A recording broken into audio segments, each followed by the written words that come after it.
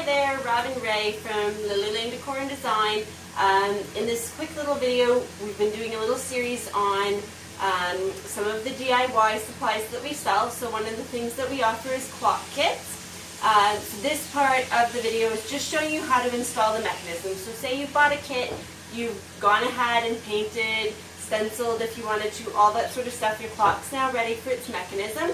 So included with your kit will be a little mechanism like this, a set of hands, and we offer a variety of different styles. I don't know if you can see those. They're pretty cool. They're very funky. I'm going to put them there. You can see them on the white. And a bunch of little pieces that kind of go with your clock mechanism. So there's a rubber washer, a metal washer, a large metal nut, and a teensy tiny little metal nut. So those are the pieces that you'll need in order to get your clock working. So the clock face will have a hole drilled in the center of it.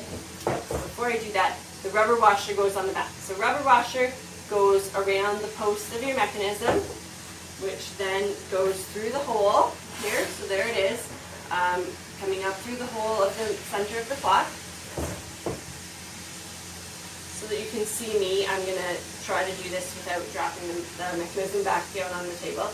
Anyways, so the washer goes, the metal washer next goes around, oops, I got a little, sometimes there's a little teeny bit of wood that just gets in my way, and that's what's happening. Okay, so metal washer goes around the base of the post of the mechanism, then the metal washer goes, the large metal washer goes on top, and you're just going to screw that on.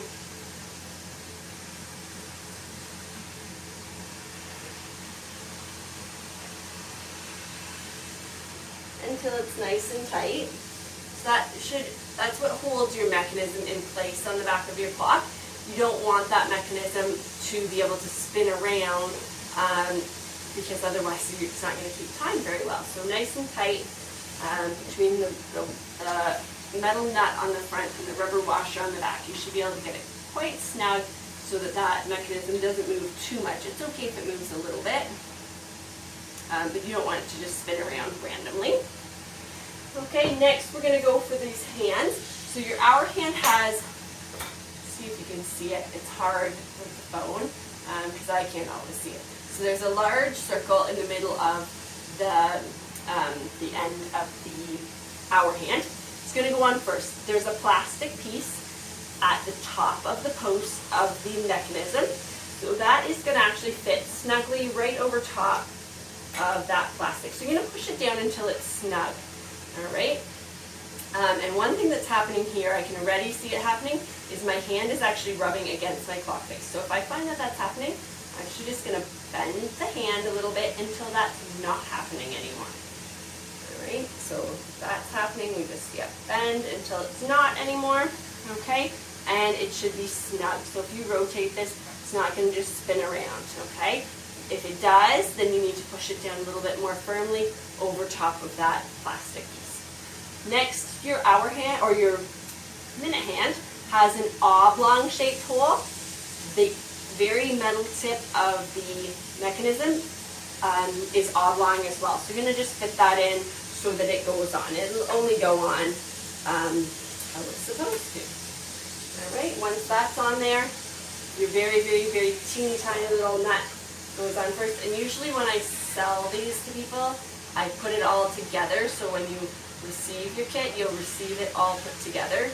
That way, at the very least, if you forget that this video exists, you can look at how it's put together when you take it apart, and hopefully remember how to do that. So again, we might have some problems with these hands touching each other, so we might have to bend them a little bit, and you want to make sure that nut is down nice and tight so that it keeps that hand in place.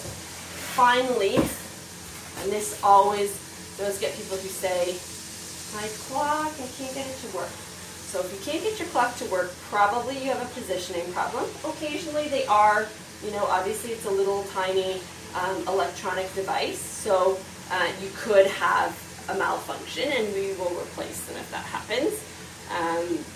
Anyways, so there you saw that those two hands, as I started to turn that they caught on one another. So it's happening again here. So I'm just going to bend it until they clear one another. And then what I'm going to do is I'm going to send that hand around at least one rotation, just making sure that they clear each other and nothing's touching anything else. Otherwise, obviously, your clock's not going to work. If your hands are crashing into each other or the face of the clock, it's not going to keep time properly. The next thing I'm going to do is I am just going to make sure that the time does look accurate, and it does. So when my hour hand points to the 12, or my minute hand points to 12, my hour hand is actually on an hour. If it's halfway between an hour, then I want to adjust it just by moving it around so that it does actually keep accurate time. Okay, so that's how you install a mechanism on one of these large farmhouse wall clocks. Thanks for watching. Let us know if you have any questions.